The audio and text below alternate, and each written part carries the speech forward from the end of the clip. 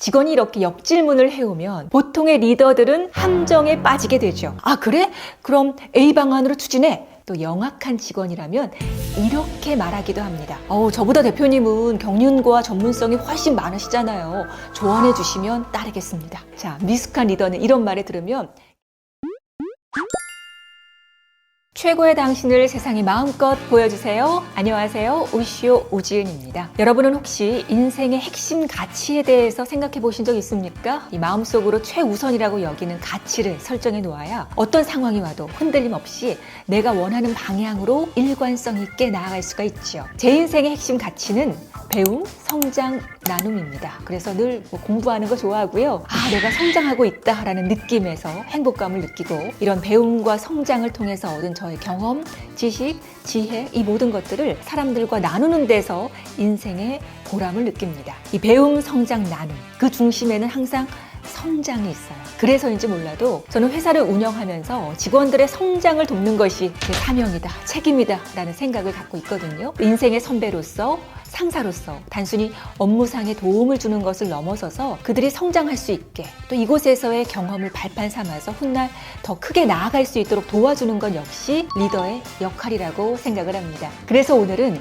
직원을 성장시키는 리더의 말하기로서 지시하지 않고 제안하는 화법, 또 직원을 성장시키는 질문법, 역질문에 넘어가지 않는 내공에 대해서 말씀드리겠습니다. 탁월한 리더가 되고 싶은 분들, 또 멋진 리더십을 발휘하고 싶은 분들은 영상 끝까지 함께 해주시기 바랍니다.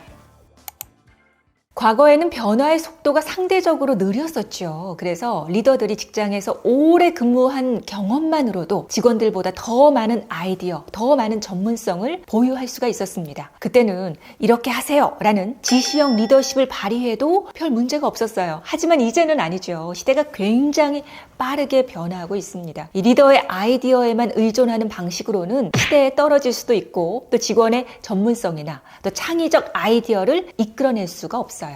당연히 시키는 대로만 하는 직원은 성장도 더디겠죠. 그래서 리더가 지시하지 않고 제안하는 화법을 사용하는 것이 중요합니다. 그럼 또 이런 질문할 수 있겠죠.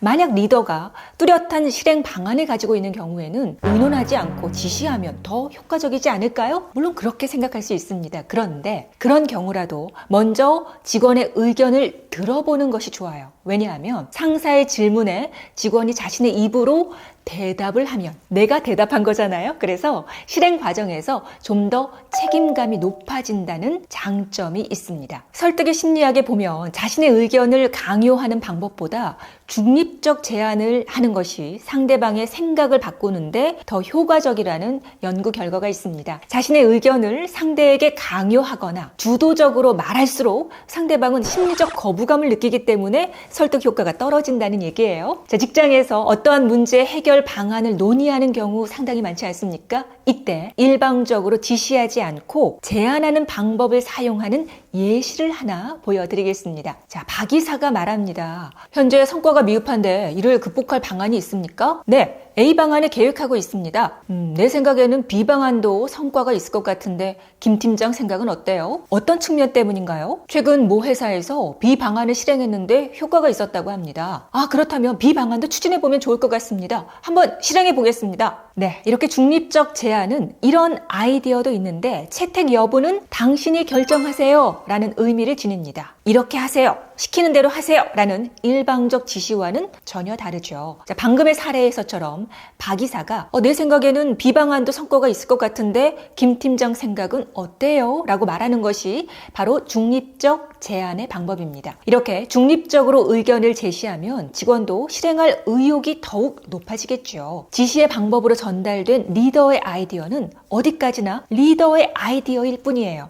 하지만 리더가 제안하고 직원이 자신의 입으로 직접 그것도 좋은 아이디어입니다 라고 말하면 그 순간 그 아이디어는 직원의 것이 되는 겁니다. 그러면 실행 단계에서도 마지못해 따르는 것이 아니라 자발적으로 적극성을 가지고 실행하기 때문에 그 결과도 크게 차이가 날 수밖에 없습니다. 자, 심리적 주인의식을 높이는 방법이라고 할 수가 있어요.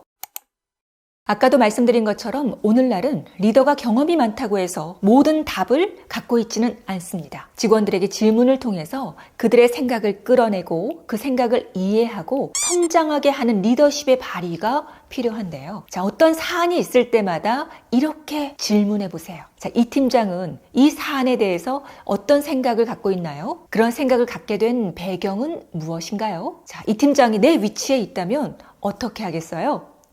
네, 이렇게 지시하지 않고 질문을 하면 직원은 머리를 쓰게 되고 갈수록 더 좋은 의견을 내놓게 됩니다. 뿐만 아니라 질문을 받으면 누구나 내가 존중받는 느낌을 받습니다. 나아가 자기를 인정해주는 리더를 실망시키고 싶지 않은 마음에 더 열심히 책임을 다하려고 노력합니다. 평범한 직원이 더 유능한 인재로 성장할 수 있도록 돕기 위해서는 리더가 어떻게 해야 한다고요? 질문으로 그들을 성장시켜줘야 합니다. 그런데 리더가 박 대리의 생각은 무엇인가요? 하고 질문을 했을 때 직원이 참신한 의견을 내는 것은 고사하고 제가 무엇을 하면 좋겠습니까? 어떻게 할까요? 하면서 거꾸로 도움을 요청해 오기도 합니다. 분명 직원의 주도적인 의견 개진이 필요한 때인데 상사에게 어떻게 할까요? 라고 역질문하는 것은 자신의 공을 상사에게 넘기는 것과 같아요. 상향적 위임입니다. 직원이 이렇게 역질문을 해오면 보통의 리더들은 함정에 빠지게 되죠. 저도 여러 번 빠진 적이 있습니다. 아, 그래? 그럼 A 방안으로 추진해. 이렇게 바로 의견을 주고 말지요. 또 영악한 직원이라면 이렇게 말하기도 합니다. 저보다 대표님은 경륜과 전문성이 훨씬 많으시잖아요. 조언해 주시면 따르겠습니다. 자, 미숙한 리더는 이런 말을 들으면 어깨가 으쓱해지면서 이 친구가 나를 제대로 알아주네. 그러면서 그 직원을 더 신임할 수도 있어요. 하지만 자신이 고민하면서 문제를 해결하려는 노력을 하지 않고 상사를 끌어들이는 전술입니다. 넘어가지 마세요. 절대 넘어가지 마십시오. 자, 직원 입장에서는요, 상사에게 역질문을 해서 그 조언대로 추진하면 만에 하나 그 결과가 나쁘더라도 상사의 문책을 피해갈 수가 있습니다. 그래서 이렇게 역질문을 해올 때 알아채야 합니다. 아, 이 친구가 꾀를 쓰는군. 그리고 대답을 주지 않고 이렇게 얘기해 보세요. 박 대리도 그동안 현장 경험을 많이 쌓았으니 나름의 생각을 가지고 있을 텐데 그건 먼저 듣고 싶네요. 방안이 지금 준비가 안 되었다면 언제까지 되겠어요? 하면서 다시 공을 직원에게 주십시오. 아시겠죠? 오늘은 지시하지 않고 제안하는 화법, 직원을 성장시키는 질문법, 역질문을 피하는 내공까지 알려드렸습니다. 구성원들과 함께 성장하면서 성과를 내는 리더가 되고 싶으시다면 이러한 화법에도 관심을 갖고 꾸준히 배우고 실천해 보시기 바랍니다. 내가 어떻게 말하느냐에 따라서 상대 반응이 달라지고 또 직장에서의 관계도 성과도 달라지는 것을 분명 목격하시게 될 겁니다. 오늘 이 영상이 많은 리더분들에게 꼭 도움이 되었으면 좋겠습니다. 자, 구독과 좋아요, 댓글은 제게 큰 힘이 되는 거 아시죠? 저는 또 유익한 영상으로 여러분 다시 찾아뵙겠습니다. 고맙습니다.